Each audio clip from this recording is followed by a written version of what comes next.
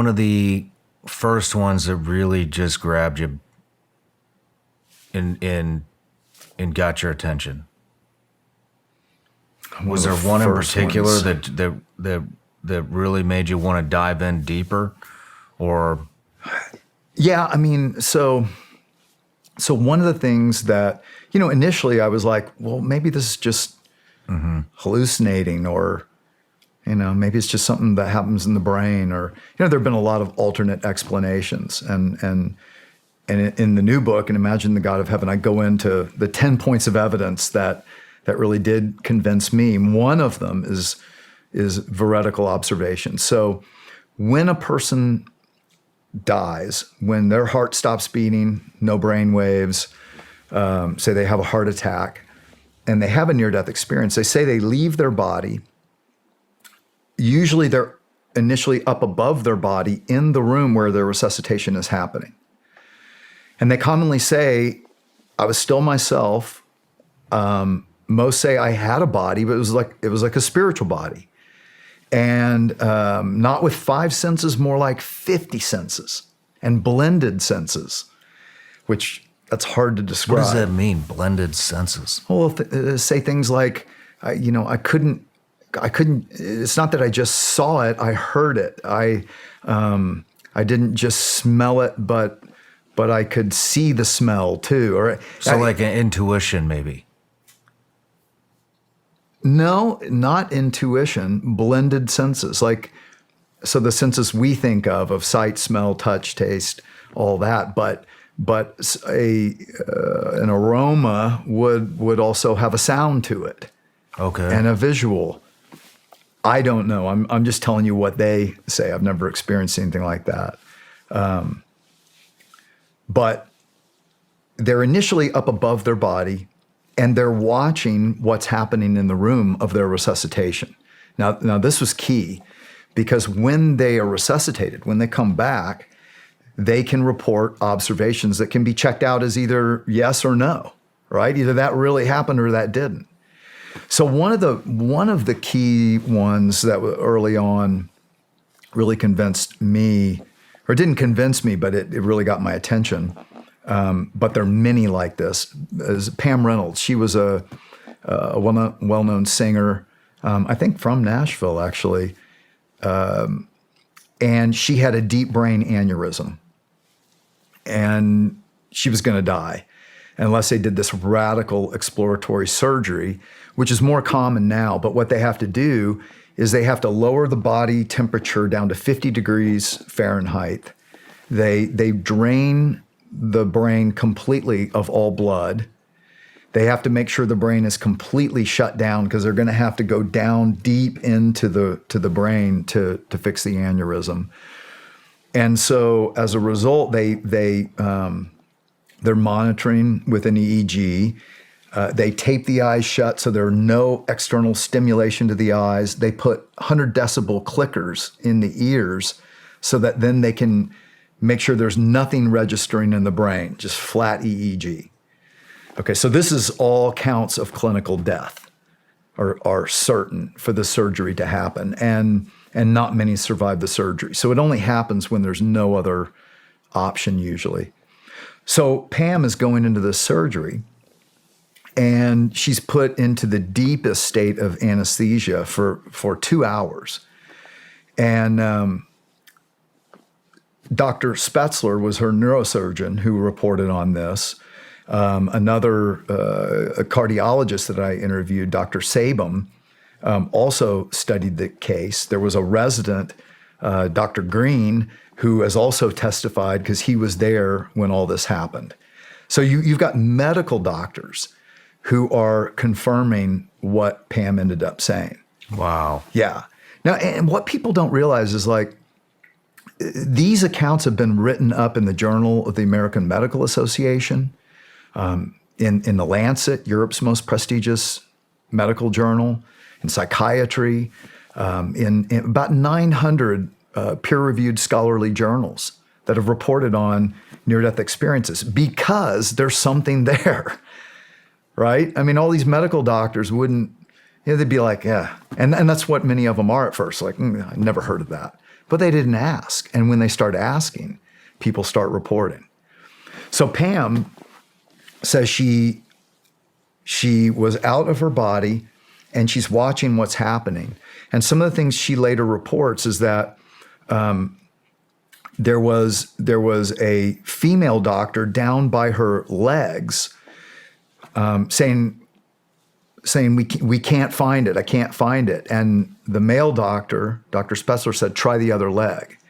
And she registered that as strange because it was brain surgery. Like, what are they doing down by my legs? Well, they were trying to find an artery down there. And then it was about over an hour into surgery that they actually took out the saw. And, most people have never seen a brain saw. And, you think it's a saw, right? It's just going to cut. And she reported that when they took it out, it's called the Midas Rex. And she said it actually looked like an electric toothbrush. And they had it almost looked like my dad's socket set, she said, with all these blades in it that they opened up. They didn't open that up until an hour into the deepest state of anesthesia and an hour into surgery, when she couldn't have seen anything. Her eyes are taped shut.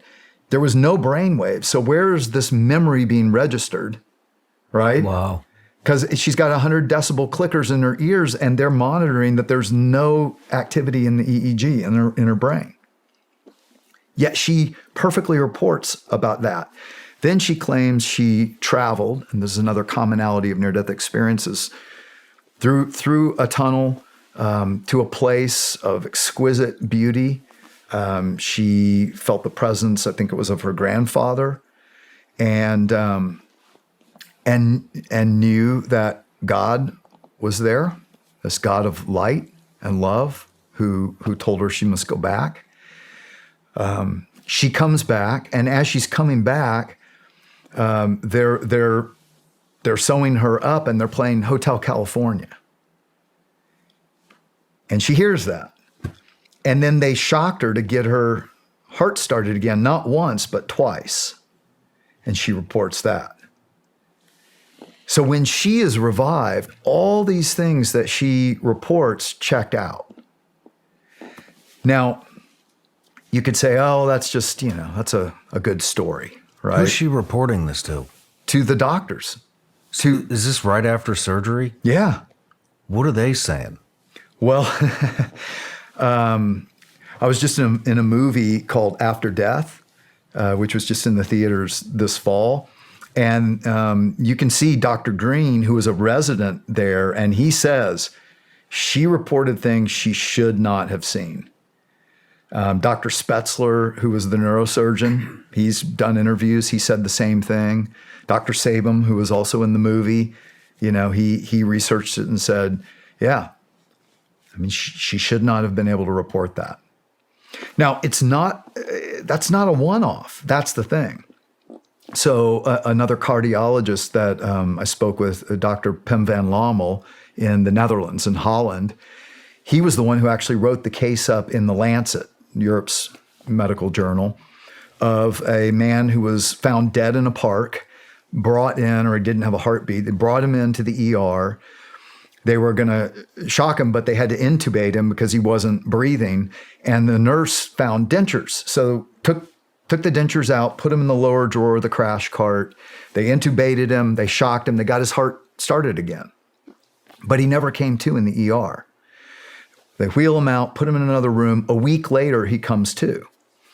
And he's asking, where are his dentures? You lost my dentures. And then he sees the nurse in the hallway and says, wait, that nurse, get that nurse. That nurse knows where my dentures are.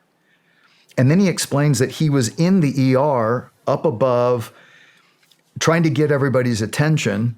And he described the doctors, how many were there, who was there, the nurses, what they were wearing, and how that nurse had taken his dentures out and put it in the lower drawer of the cart with all the bottles on it.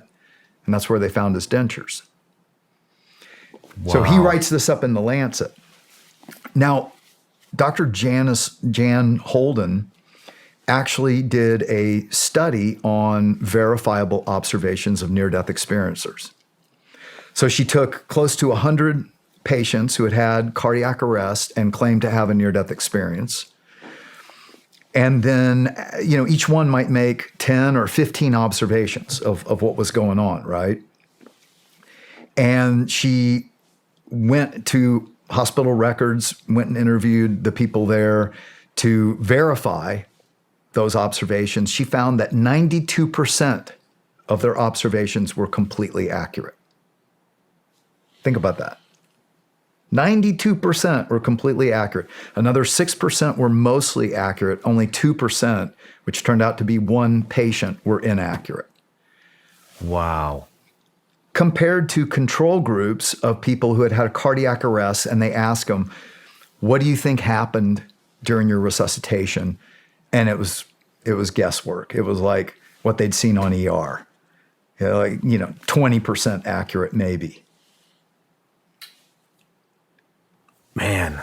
Now, that's one of the 10 points of evidence that I write about in Imagine the God of Heaven that convinced me, but not just me, many of these skeptical medical doctors.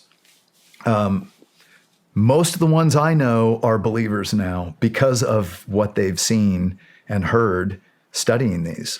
What do when you're interviewing these doctors, let's say before they are believers,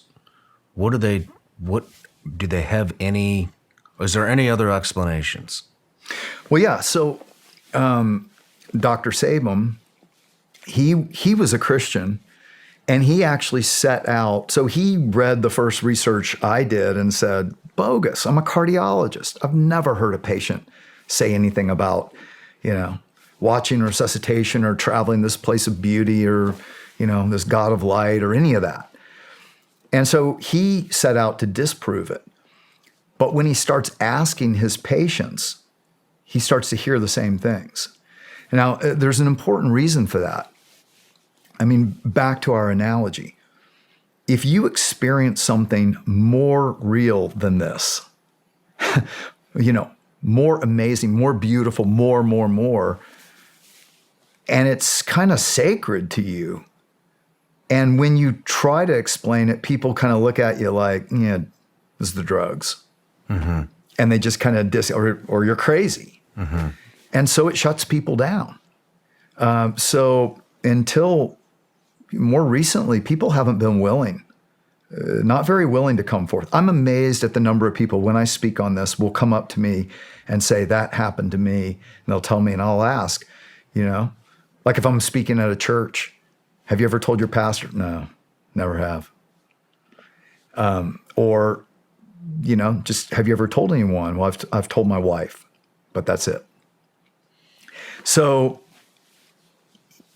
Dr. Sabum set out to disprove them, starts interviewing his patients, and hears more and more evidence like this. And, like this one guy, Pete, he said, when he was doing resuscitation on me, he had a heart attack, and he was up above his body. He said, tell me what you saw. And Dr. Sabum said, if I had recorded what he said, I could have used that to teach physicians how to do resuscitation. He said he should not have been able to know that.